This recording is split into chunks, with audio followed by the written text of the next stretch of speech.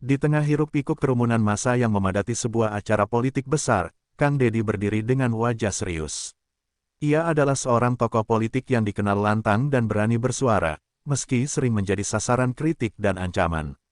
Sore itu, suasana terasa berbeda. Di antara lautan manusia yang berteriak mendukung jagoan politik mereka, seorang pria misterius menyelinap mendekati Kang Deddy. Pria itu hanya berbisik singkat, lalu menyerahkan sebuah flash disk kecil berwarna hitam. Tidak ada kata lain, hanya tatapan penuh arti sebelum pria itu menghilang di telan keramaian. Kang Deddy memegang benda kecil itu dengan penuh tanda tanya. Flash disk, sesuatu yang sederhana, tapi dari ekspresi wajah pria misterius tadi, jelas benda ini menyimpan sesuatu yang besar. Kang Deddy tidak sempat bertanya lebih jauh.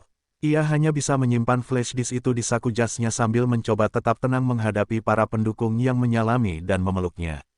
Dalam hatinya, ia merasa ada firasat buruk sekaligus penting dari apa yang baru saja diterimanya. Kerumunan semakin riuh ketika orasi politik berlangsung.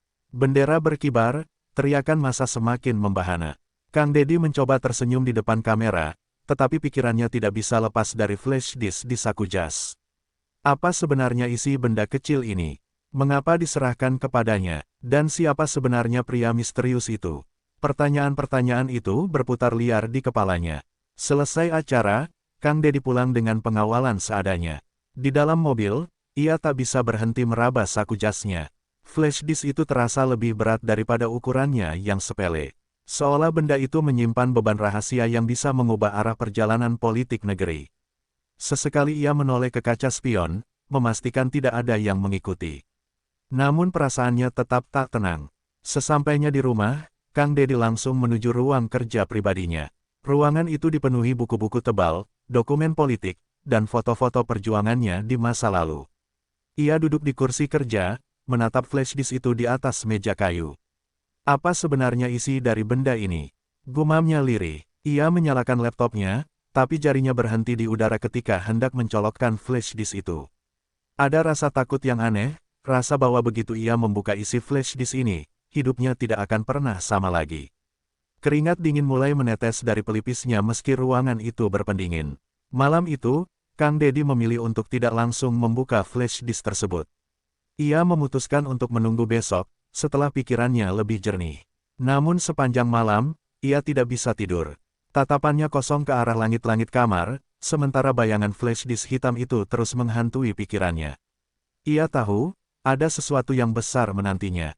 Jam sudah menunjukkan pukul 2 dini hari. Lampu meja kerja Kang Deddy masih menyala, menerangi ruangan yang hening.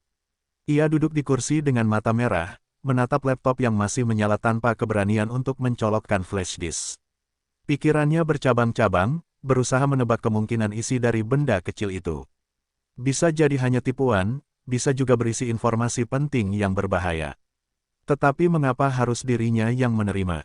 Di luar rumah, hujan turun rintik-rintik, menambah suasana semakin tegang. Kang Deddy berjalan mondar-mandir, tangannya sesekali memegang saku celana tempat ia menyimpan flash disk itu.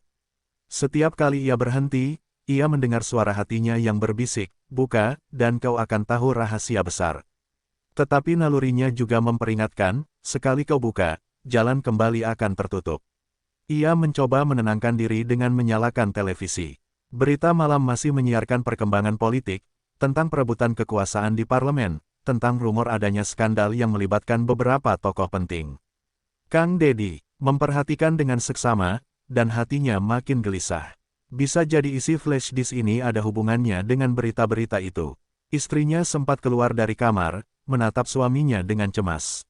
"Mas, sudah malam, tidur saja dulu, besok kan masih bisa dibuka," katanya lembut. Kang Deddy hanya tersenyum tipis dan mengangguk, meski ia tahu dirinya tidak akan bisa tidur malam itu. Ada sesuatu yang lebih kuat daripada rasa kantuk.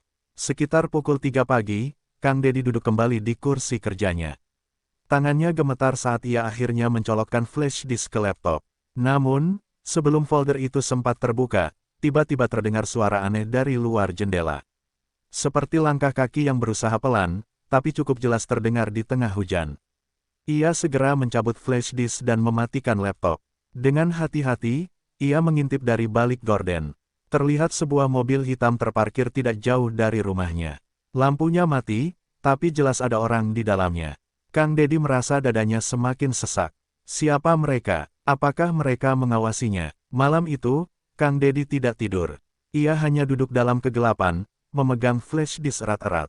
Setiap detik terasa panjang, setiap suara kecil terasa mengancam. Ia tahu, sejak menerima benda ini, hidupnya tidak lagi aman. Keesokan harinya, setelah menunggu waktu yang tepat, Kang Dedi akhirnya memberanikan diri membuka isi flash disk itu. Ia memastikan semua pintu terkunci, tirai jendela tertutup, dan ponsel dimatikan. Dengan napas berat, ia mencolokkan flash disk ke laptop dan membuka folder utama.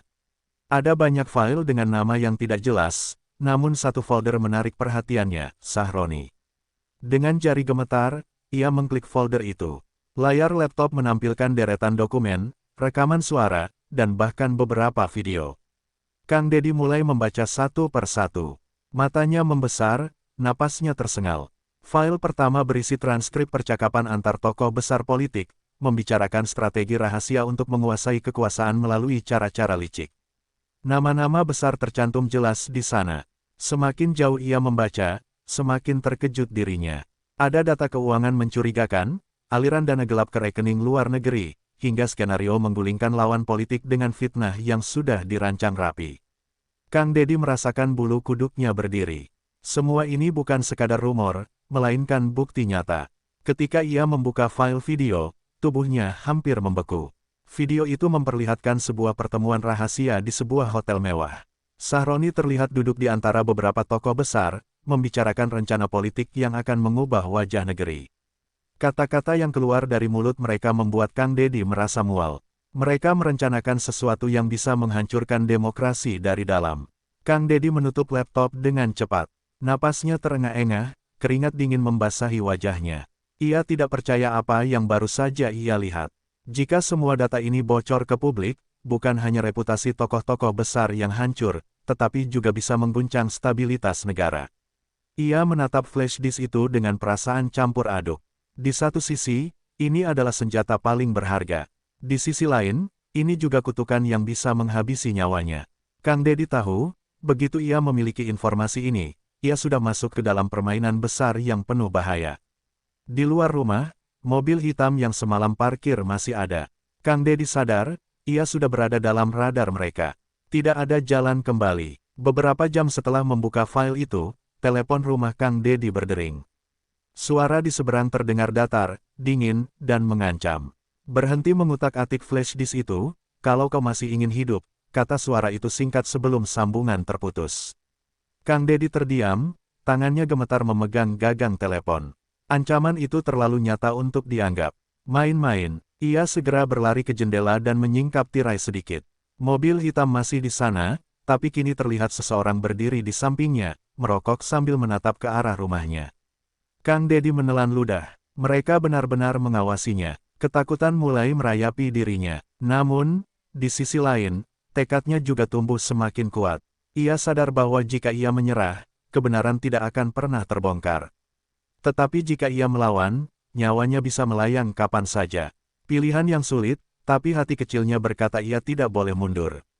Ia memutuskan untuk menghubungi seorang sahabat lamanya, seorang jurnalis senior yang pernah membongkar kasus besar korupsi.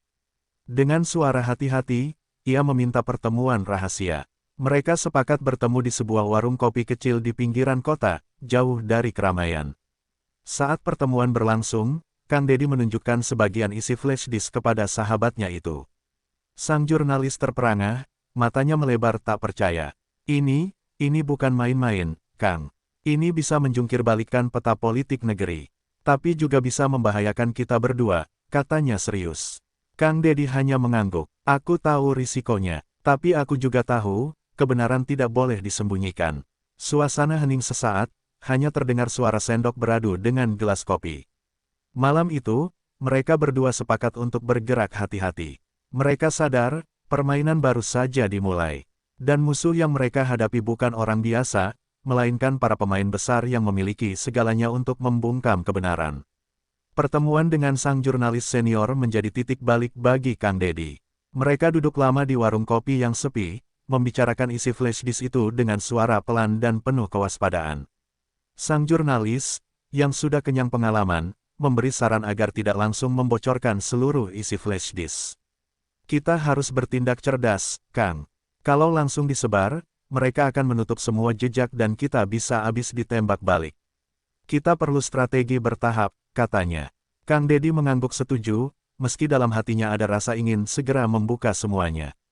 Mereka memutuskan untuk menyalin sebagian kecil isi flash disk itu ke perangkat lain, hanya sebagai cadangan. Sang jurnalis menyarankan untuk menyimpannya di beberapa tempat berbeda, sehingga jika satu jatuh ke tangan musuh, masih ada salinan yang aman. Kang Dedi langsung paham, permainan ini bukan hanya soal keberanian, tapi juga soal strategi bertahan hidup. Setelah selesai berdiskusi, mereka berpisah dengan hati-hati. Kang Dedi pulang dengan perasaan campur aduk, ada sedikit lega karena kini ia tidak sendirian, tapi juga makin cemas karena ia tahu jurnalis itu pun kini ikut masuk dalam lingkaran bahaya. Ia berdoa dalam hati semoga mereka berdua kuat menghadapi badai yang pasti akan datang. Sesampainya di rumah, Kang Dedi kembali mendapati mobil hitam itu masih parkir di dekat rumahnya. Kali ini, ia tidak panik. Ia hanya tersenyum tipis, merasa semakin yakin bahwa dirinya sedang diawasi ketat. Tapi ia juga tahu, semakin keras mereka mengawasi, semakin besar pula kebenaran ini. Malam itu, Kang Dedi duduk menatap layar laptop. Ia membuka ulang file-file dalam flash disk itu, membaca perlahan sambil membuat catatan kecil. Ia sadar, data ini bisa menjadi senjata paling tajam, tapi hanya jika dipakai dengan bijak. Sebab salah langkah sedikit saja, data ini bisa berubah menjadi bumerang yang menghancurkan dirinya. Sambil menulis catatan, ia tiba-tiba teringat wajah pria misterius yang memberinya flash disk di kerumunan. Siapa dia sebenarnya? Mengapa memilih dirinya untuk menerima benda berbahaya ini? Pertanyaan itu terus menggantung tanpa jawaban. Namun satu hal yang jelas, kini ia tidak bisa mundur lagi. Jejak sudah terlanjur terbuka, jalan kembali sudah tertutup. Yang ada hanya, maju ke depan, meski penuh risiko. Di sisi lain, kelompok yang merasa terancam oleh keberadaan flash disk itu mulai bergerak cepat. Sahroni, salah satu tokoh sentral dalam data tersebut, duduk di sebuah ruangan rapat tertutup bersama orang-orang kepercayaannya. Wajahnya terlihat muram, sorot matanya penuh kekhawatiran. Kita tidak bisa biarkan data itu jatuh ke tangan orang sembarangan. Cari Kang Dedi, dan pastikan flash disk itu kembali, perintahnya dengan suara berat. Anak buah Sahroni segera menyebar, menghubungi orang-orang yang bisa mereka percaya untuk memburu flash disk itu. Mereka memanfaatkan semua jaringan, aparat, intel, bahkan preman jalanan. Bagi mereka, tidak ada cara yang terlalu kotor untuk memastikan rahasia tetap terkubur. Isu-isu palsu mulai diciptakan. Di media, muncul berita yang menyudutkan Kang Dedi, seolah-olah ia terlibat dalam kasus korupsi. Berita itu jelas bohong, tapi publik mulai terpecah, ada yang percaya, ada yang membela. Kang Dedi hanya bisa menghela napas, menyadari bahwa permainan informasi sudah dimulai. Di parlemen, tekanan politik semakin kuat. Beberapa koleganya secara halus menyarankan agar Kang Dedi mundur dari panggung, dengan alasan kesehatan dan keamanan. Kang Dedi tahu itu hanyalah cara lain untuk membungkamnya. Namun ia tidak gentar, meski tekanan itu terasa semakin menghimpit. Sementara itu, sang jurnalis senior yang menjadi sekutunya juga merasakan tekanan. Ia mulai diikuti orang tak dikenal, teleponnya diretas, bahkan keluarganya mendapat ancaman. Namun jurnalis itu tetap berdiri tegak. Kalau kita mundur sekarang, kebenaran akan mati. Aku tidak akan biarkan itu terjadi, katanya pada Kang Dedi dalam sebuah pertemuan rahasia. Ancaman dari pihak lawan membuat Kang Dedi makin yakin bahwa isi flash disk itu benar-benar berharga. Semakin keras mereka menekan, semakin nyata bahwa ada sesuatu yang ingin mereka sembunyikan. Hari-hari berikutnya dipenuhi ketegangan. Rasanya tidak ada lagi ruang aman bagi Kang Dedi. Setiap langkahnya seolah diawasi, setiap kata-katanya bisa jadi bahan serangan. Tapi dalam hatinya, tekadnya makin bulat, ia akan terus maju, apapun risikonya. Suatu malam, Kang Dedi kembali membuka flash disk dan menemukan sebuah folder tersembunyi yang sebelumnya tidak terlihat. Folder itu diberi nama aneh dengan kombinasi angka dan huruf. Rasa penasarannya mengalahkan rasa takutnya, ia pun membuka folder itu. Di dalamnya, terdapat file video yang tampak rusak sebagian, seperti sengaja diacak agar tidak mudah dibaca. Video itu menampilkan pertemuan rahasia di sebuah ruangan mewah. Beberapa tokoh besar tampak hadir, termasuk Sahroni. Mereka berbicara dengan suara pelan, namun masih terdengar jelas. Dari potongan percakapan itu, Kang Deddy menyimpulkan bahwa mereka sedang membicarakan sebuah proyek besar yang melibatkan dana asing dan kepentingan politik dalam negeri. Namun tiba-tiba video berhenti, terpotong di tengah. File berikutnya juga rusak, hanya memperlihatkan gambar kabur dan suara statis. Kang Deddy mencoba berbagai cara untuk memperbaikinya, tapi hasilnya tetap sama. Seolah ada seseorang yang sengaja merusak file itu agar tidak bisa dilihat sepenuhnya. Hal ini membuat Kang Deddy semakin curiga. Jika memang ada yang sengaja menghapus atau merusak sebagian file, berarti isi aslinya jauh lebih berbahaya daripada yang sudah ia lihat. Ada sesuatu yang lebih besar di balik ini semua. Ia mulai menghubungi sahabat jurnalisnya untuk meminta bantuan memulihkan file. Sang jurnalis mengenal beberapa pakar IT yang mungkin bisa membantu. Mereka sepakat untuk mencoba memperbaiki file itu di tempat yang aman, jauh dari jangkauan mata-mata musuh. Namun semakin jauh mereka menggali, semakin dalam pula misteri itu. Setiap lapisan file yang berhasil dibuka justru menampilkan potongan-potongan baru yang semakin mengejutkan. Seperti teka-teki besar, potongan itu saling terhubung membentuk gambaran konspirasi yang lebih luas. Kang Deddy merasa dirinya seperti sedang menarik benang kusut yang tak ada ujungnya. Setiap kali ia merasa sudah mendekati kebenaran, muncul misteri baru yang lebih gelap. Tapi ia tahu, ia tidak bisa berhenti sekarang. Sejak malam itu, kehidupan Kang Deddy berubah total. Ia merasa setiap langkahnya diawasi. Di jalan, ia sering melihat motor atau mobil yang sama mengikuti dari belakang. Ketika ia berhenti, kendaraan itu pun berhenti. Ketika ia berbelok, kendaraan itu ikut berbelok. Rasa was-was tak lagi bisa dihindari. Puncaknya terjadi ketika ia pulang larut malam dari sebuah pertemuan rahasia. Di jalan sepi, sebuah mobil tiba-tiba melaju kencang dari arah belakang, nyaris menabraknya. Kang Deddy berhasil menghindar dengan sigap, namun mobil itu langsung kabur ke arah lain. Jantungnya berdegup kencang, tubuhnya gemetar. Ia tahu, itu bukan kecelakaan biasa. Itu adalah peringatan. Keesokan harinya, ia menerima pesan singkat tanpa nama, "Kau tidak akan selamat jika terus membuka isi flash disk itu." Kang Deddy menatap layar ponselnya dengan tenang, lalu menghapus pesan itu. Ia tidak ingin menunjukkan rasa takut. Tapi dalam hatinya, ia sadar ancaman ini makin serius. Ia lalu memperkuat langkah dengan menyebarkan salinan flash disk ke beberapa orang terpercaya. Ia tidak mau informasi ini hilang jika sesuatu terjadi padanya. Setidaknya, kebenaran tetap punya peluang untuk muncul ke permukaan. Sementara itu, sahabat jurnalisnya juga mengalami hal serupa. Rumahnya sempat dilempari batu di malam hari, istrinya menerima telepon gelap, dan anak-anaknya diikuti orang asing. Namun jurnalis itu tetap teguh, berkata bahwa kebenaran jauh lebih penting daripada rasa takut. Kang Deddy semakin yakin, ancaman ini justru bukti bahwa isi flash disk benar-benar mengguncang. Jika data itu hanyalah hoaks atau tidak penting, musuh tidak akan segigih ini memburu dan mengancam. Meski nyawanya kini seperti berada di ujung tanduk, Kang Deddy bersumpah dalam hati, ia akan terus maju. Karena kebenaran, meski berbahaya, tidak boleh disembunyikan. Kang Deddy dan sang jurnalis bertemu kembali di sebuah tempat aman untuk menyusun strategi. Mereka tahu waktu mereka semakin sedikit, dan musuh sudah semakin dekat. Kita harus sebarkan ini secara sistematis. Kalau kita buka semua sekaligus, mereka bisa langsung menutupinya. Tapi kalau kita sebarkan sedikit demi sedikit, publik akan terus penasaran dan mereka tidak punya cukup waktu untuk membantah, kata sang jurnalis dengan penuh perhitungan. Mereka pun mulai membagi data ke dalam beberapa bagian.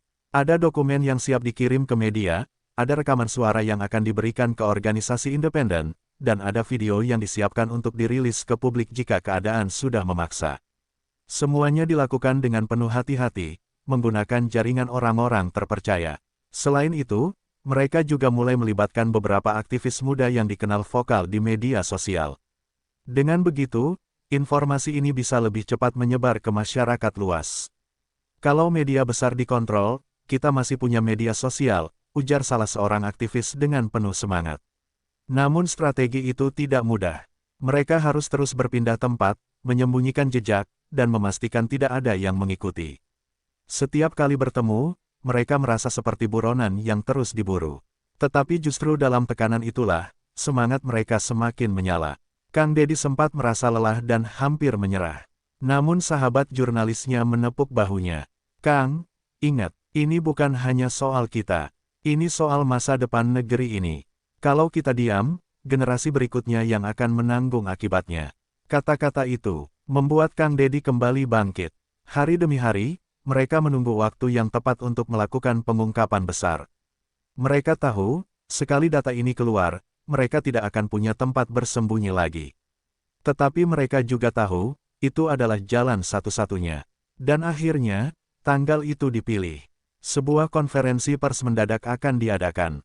Kang Dedi sudah siap, meski hatinya berdegup kencang. Ia tahu, inilah langkah terakhir. Hari itu, ruangan konferensi pers dipenuhi wartawan dari berbagai media. Kamera televisi berjejer, mikrofon dipasang di depan meja panjang. Suasana terasa tegang, semua orang penasaran dengan apa yang akan disampaikan Kang Dedi. Dari wajahnya, terlihat jelas bahwa ini bukan pengumuman biasa. Kang Dedi membuka map berisi beberapa dokumen. Dengan suara mantap, ia mulai berbicara. "Saudara-saudara sekalian, apa yang akan saya ungkapkan hari ini mungkin akan mengejutkan banyak pihak. Tapi saya yakin, kebenaran harus disampaikan." Ia lalu menampilkan beberapa file dari flash disk melalui layar proyektor. Ruangan sontak gaduh. Nama-nama besar muncul dalam dokumen yang ditampilkan, termasuk Sahroni dan tokoh-tokoh lain yang sebelumnya dianggap tak tersentuh.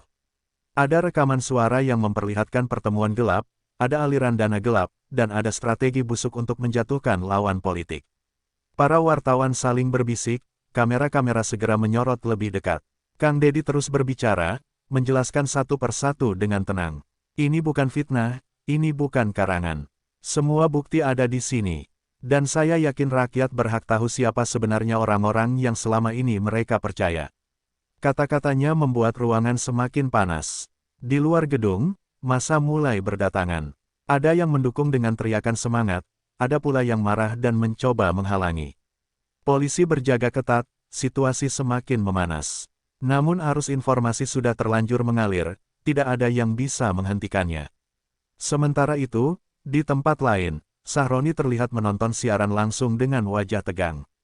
Tangannya mengepal, matanya penuh amarah. Ia sadar, rahasia yang selama ini dijaga rapat sudah terbongkar. Dan itu berarti, posisi politiknya kini berada di ujung tanduk. Hari itu menjadi hari yang bersejarah. Kebenaran akhirnya keluar ke permukaan, meski penuh risiko. Kang Dedi tahu hidupnya tidak akan lagi sama setelah ini. Tetapi di hatinya, ia merasa lega. Karena ia sudah melakukan yang benar, membela kebenaran, meski harus melawan bayangan maut. Setelah konferensi pers itu, dunia politik negeri berguncang hebat. Media nasional dan internasional memberitakan isi flash disk yang diungkap Kang Dedi. Publik geger, rakyat terbelah antara yang percaya dan yang menuduhnya hanya membuat sensasi. Namun satu hal pasti, nama-nama besar yang disebut tidak bisa tidur tenang. Mereka merasa terpojok dan dipaksa melakukan serangan balik. Sahroni menggelar rapat darurat dengan kelompoknya. Wajahnya merah padam, amarahnya meluap. "Orang itu harus dihentikan. Kalau tidak, kita semua akan hancur," katanya lantang. Ia memerintahkan pasukannya untuk segera melancarkan serangan, baik di media maupun di lapangan. Fitnah, propaganda, hingga upaya hukum palsu disiapkan untuk menyerang balik Kang Dedi. Di media, muncul headline besar, "Kang Dedi terlibat skandal keuangan." Berita itu jelas dibuat-buat, namun dirancang sedemikian rupa agar tampak nyata. Foto-foto lama diedit, dokumen palsu dipublikasikan. Dalam waktu singkat, sebagian masyarakat mulai meragukan Kang Dedi. Jangan-jangan dia juga sama busuknya, komentar netizen di media sosial. Kang Dedi menatap layar televisi dengan wajah tenang, meski hatinya tergores. Ia tahu fitnah adalah senjata lama dalam dunia politik.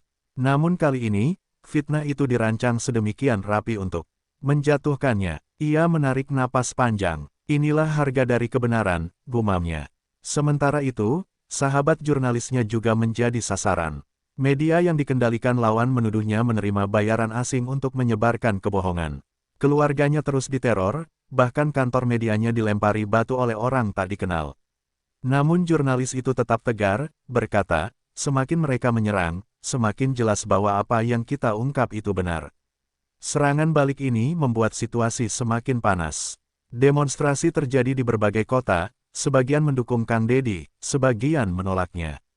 Jalanan dipenuhi spanduk, teriakan massa menggema. Negeri ini seolah berada di ambang perpecahan besar. Namun Kang Deddy tetap teguh. Kalau mereka pikir aku akan mundur karena serangan ini, mereka salah besar. Justru ini semakin membuktikan bahwa kebenaran sudah menyentuh saraf mereka yang paling dalam, katanya mantap di depan para pendukungnya. Hari-hari berikutnya terasa seperti mimpi buruk bagi Kang Deddy. Polisi mendatangi rumahnya dengan surat panggilan pemeriksaan, menuduhnya terlibat dalam kasus pencucian uang. Ia tahu itu hanyalah cara lain untuk membungkamnya. Meski demikian, ia tetap datang memenuhi panggilan, dengan kepala tegak. Kalau memang aku salah, biar hukum membuktikannya. Tapi kalau aku benar, rakyat akan melihat siapa yang sebenarnya bersalah, katanya sebelum masuk gedung kepolisian. Di dalam ruang pemeriksaan, pertanyaan-pertanyaan tajam dilontarkan padanya. Namun Kang Deddy menjawab dengan tenang. Ia bahkan berbalik menyerang dengan kata-kata, menantang aparat untuk memeriksa isi flash disk yang ia bawa sebagai bukti. Polisi terdiam, sebagian terlihat canggung. Mereka tahu, ini bukan kasus biasa. Di luar gedung, ribuan pendukung Kang Deddy berdemo menuntut keadilan. Mereka meneriakkan yel-yel, membawa spanduk, bahkan ada yang rela berkemah di depan kantor polisi. Suasana panas, namun juga menunjukkan betapa kuatnya dukungan rakyat untuk Kang Deddy. Sahabat jurnalisnya sibuk mengatur strategi media. Ia menyebarkan potongan-potongan bukti baru melalui kanal alternatif, sehingga kebenaran tetap mengalir meski media besar mencoba menutupinya. Video-video pendek tentang isi flash disk viral di media sosial, membuat rakyat makin penasaran. Namun tekanan tidak berhenti. Beberapa politisi mulai menjauh dari Kang Deddy, takut terseret masalah. Rekan-rekannya di parlemen pura-pura tidak kenal, bahkan ada yang terang-terangan menuduhnya pengkhianat. Kang Deddy hanya tersenyum pahit. Beginilah politik. Saat kau kuat, semua mendekat. Saat kau jatuh, semua menjauh. Meski demikian, ada pula yang diam-diam mendukung. Beberapa tokoh muda datang menemuinya, menawarkan bantuan. Kami percaya pada Anda, Kang. Jangan menyerah. Kami siap berdiri di belakang Anda, kata mereka penuh semangat. Dukungan itu membuat Kang Deddy merasa masih ada harapan. Hari itu, ia pulang ke rumah dengan wajah lelah, tapi matanya tetap menyala. Ia tahu jalan ini terjal, penuh onak dan duri. Tapi ia juga tahu, jalan ini adalah jalan menuju kebenaran. Hari demi hari, gelombang dukungan rakyat semakin besar. Di berbagai daerah, muncul gerakan spontan rakyat yang mengibarkan poster bergambar Kang Deddy dengan slogan, "Berani karena benar." Mereka menggelar diskusi publik, membuat konten di media sosial, bahkan mengorganisasi aksi damai untuk menuntut transparansi. Kang Deddy terharu melihat dukungan itu. Ia tahu bukan dirinya yang hebat, tapi rakyat yang haus akan kebenaran. Aku hanya penyambung suara. Mereka yang sesungguhnya pemilik negeri ini, katanya kepada jurnalis sahabatnya.